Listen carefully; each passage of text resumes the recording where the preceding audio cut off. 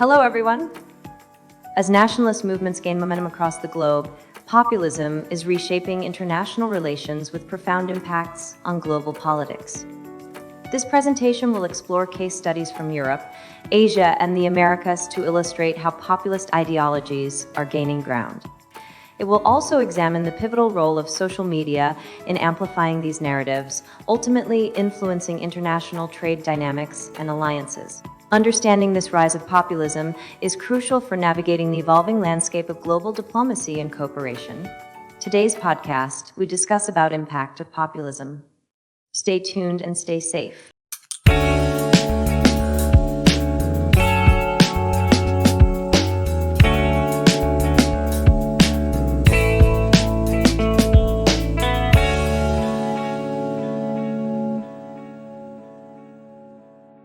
All right, strap yourselves in because we are diving deep into populism today. You guys send in a ton of research on how these nationalist movements are shaking up global politics. And to be honest, I'm a little nervous about what we're going to find. Well, what's fascinating is that we're not just talking about one corner of the world, right?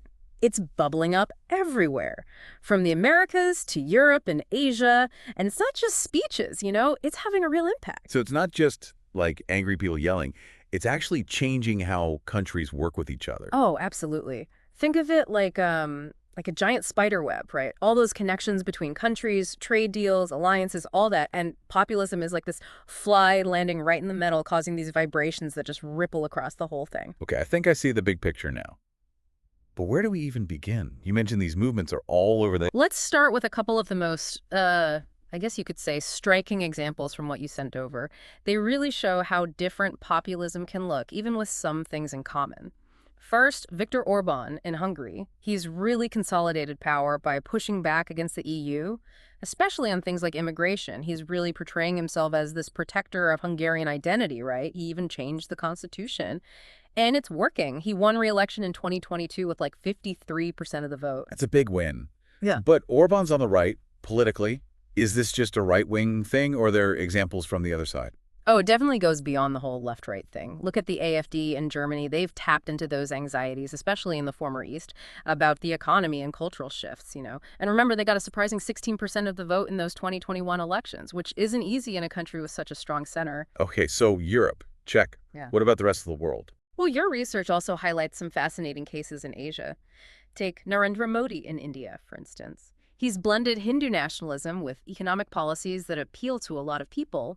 But what's interesting is his foreign policy, especially toward China. It's much more assertive. That's interesting because it seems like a lot of these leaders, no matter their differences, they all have this nationalism thing going on. Would you say that's like a key part of populism? Nationalism is definitely a key ingredient. They present themselves as the champions of the people against these threats, whether from outside or even enemies within, right? It's a powerful way to create unity, loyalty, and we see this elsewhere in Asia, too. Rodrigo Duterte in the Philippines totally shifted the country's foreign policy away from the U.S. and got much closer to China.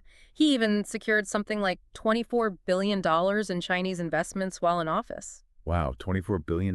That's wild. Sounds like these guys aren't afraid to shake things up on the world stage, huh? They're not just talking, they're doing stuff. Exactly. And that can have huge ripple effects. Remember Donald Trump in America First? He put tariffs on, $550 billion worth of Chinese goods? Started a trade war that really shook the global economy. Yeah, those tariffs were a big deal. They had everyone on edge. But back to populism, not belonging to just one side politically. Are there other examples of that? Oh, absolutely. You also had some research on Jair Bolsonaro in Brazil. His appeal was built a lot around conservative social values and this rejection of, what he saw as globalist ideas. And this had real consequences, especially in the Amazon deforestation rates went way up during his presidency because he rolled back environmental protections and went all in on economic development. And that caused a ton of outrage from environmental groups and put Brazil at odds with, pretty much everyone else. Okay, so we've seen examples in Europe, Asia, South America. It's interesting how even with their different ideologies and contexts, they all seem to be challenging the way things are, right? Yeah. And putting their own countries first. Yeah, exactly. And that actually brings us to a really fascinating case study, and one closer to home for you. Indonesia. You were really interested in that 2024 election and Prabowo Subianto's win. Yeah.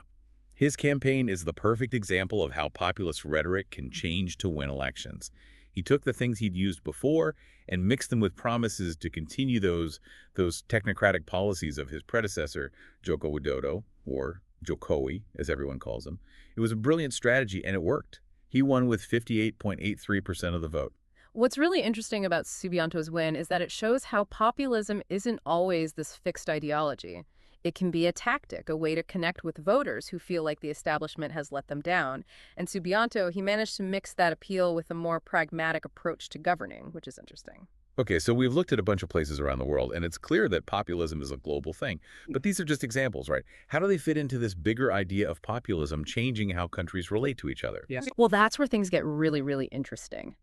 Because these movements that seem isolated are actually all part of this much bigger trend that's challenging how the world works together, at its core. Okay, I'm listening.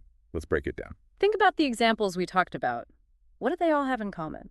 Well, they all seem, I don't know, skeptical of those big global institutions. And they're all about their own country's interests. They're not afraid to go it alone, even if it messes things up with their allies. You got it. And that shift changes everything about how countries deal with each other. For decades, it was all about multilateralism, countries working together through the UN, WTO, to deal with shared problems.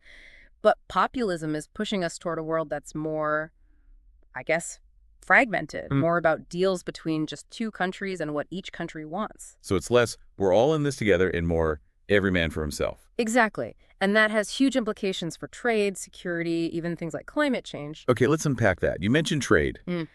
How is populism affecting, global trade? One of the hallmarks of populism is protectionism. Remember Trump's trade war with China?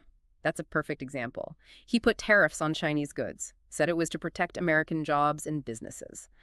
And it set off this back and forth that ultimately hurt both economies. But isn't free trade supposed to be good? Doesn't it mean lower prices? In theory, yes. But populist leaders often say that globalization is the enemy, that it only helps the rich and big corporations, not the average worker. They see these free trade agreements as a way for other countries to take jobs, and undermine their country's power. So it's about playing on those fears about the economy we talked about. Exactly. And it's not just the U.S. either. In Europe, you've got populist movements that are really against deals like TTP and CETA. Yeah. They say these deals hurt local economies and give corporations too much power. So instead of big trade deals with lots of countries, we're seeing more deals between just two countries. Right. It's more about each deal, each transaction. Countries are always trying to get the best deal for themselves no matter what. Okay, so populism is changing trade. What about those security alliances? How is this all changing? Who's teaming up with who for defense and stuff? This is where it gets really interesting because populism is making for some strange partnerships. Those traditional alliances like NATO are being tested as populist leaders get closer to countries that used to be rivals. Like Erdogan in Turkey, getting closer to Russia and China, but still being in NATO. Exactly. It's a tough balancing act, and it reflects how complicated this new world is. Old alliances are being questioned and redefined. So if countries are stepping back from those big global institutions and doing their own thing, what happens to, global governance? Can we still deal with problems like climate change or pandemics if everyone's just looking out for themselves? That's the big question, isn't it? And it's something a lot of experts are worried about because they believe these challenges need everyone to work together. So it's not just trade wars and alliances changing. It's about a totally different way of looking at global problems. Exactly. And that shift comes partly from the distrust and anxiety we were talking about. Populist leaders often use those feelings, saying global institutions are out of touch, bureaucratic, and only care about the elite, not the people. Right. They say they're the only ones who can really protect their country's interests, even if it means going against what everyone else thinks. And that can have serious consequences for dealing with those big global problems. Take climate change, for example. The Paris Agreement was a huge step for international cooperation. Countries all over the world agreed to reduce emissions.